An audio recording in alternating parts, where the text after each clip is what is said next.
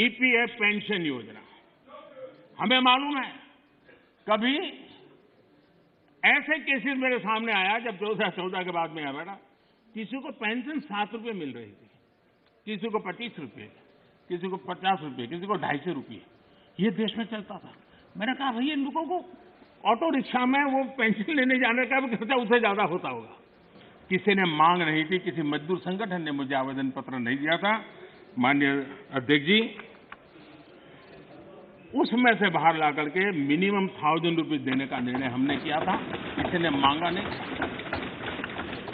मुझे किसी भी किसान संगठन ने इस देश के छोटे किसान को कुछ सम्मान पैसे मिले इसकी व्यवस्था किसी ने मांग नहीं की थी, लेकिन हमने प्रधानमंत्री सम्मान निधि योजना के तहत उनको हमने धन सामने से देना शुरू किया।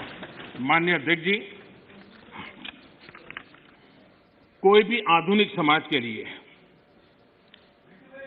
परिवर्तन बहुत आवश्यक होता है।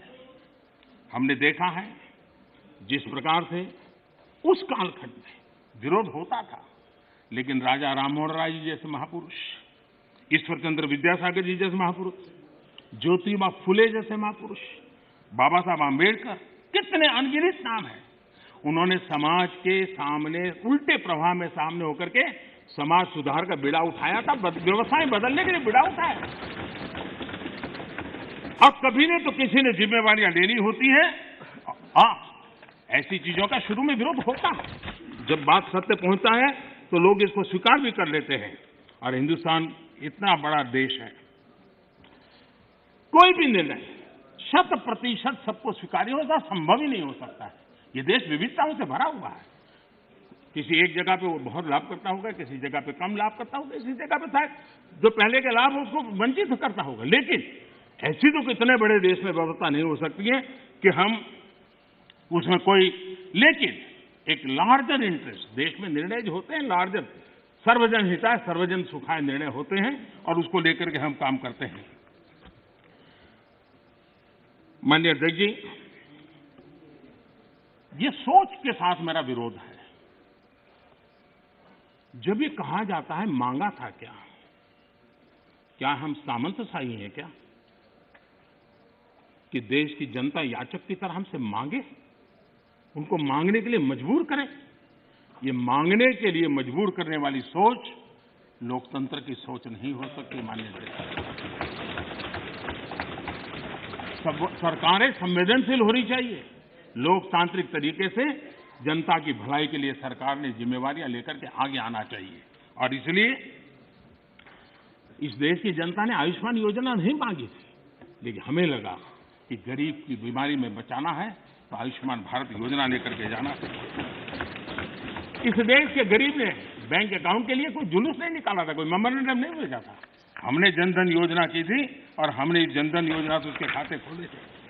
किसी ने भी स्वच्छ भारत की मांग किसने की थी, लेकिन देश ने के सामने स्वच्छ भारत लेकर के गए, मामला चल पड़ा। कहां लोगों ने कहा था मेरे घर में शौचालय बनाओ, किसी ने मांगा नहीं था, लेकिन हमने 10 करोड़ घरों में शौचालय बनाने का काम किया। मांगा जाए तभी सरकार काम करे, वो वक्त चला गया। ये लोकतंत्र है, ये सामंतशाही नहीं है। हम लोगों ने लोगों की संवेदनाओं को समझ करके हमने सामने से देना चाहिए। नागरिकों को याचक बना करके हम नागरिकों का आत्मविश्वास नहीं बढ़ा सकते हैं।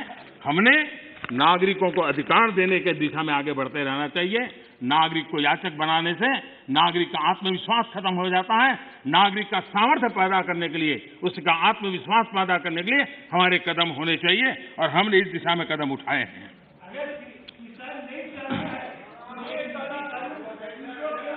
सरकार, एक मिनट दादा, अरे सुनो दादा, अरे दादा वही मैं कह रहा हूं, दादा मैं वही कह रहा हूं, जो नहीं चाहता है वो उसका उपयोग न करे, उसके पास पुरानी व्यवस्था है। यही आप बुद्धिमान लोगों को इतना ही छोटा मुझे समझाना है कि उसको नहीं चाहिए तो पुरानी व्यवस्था है, पुरानी व्यवस्था चली नहीं गई है।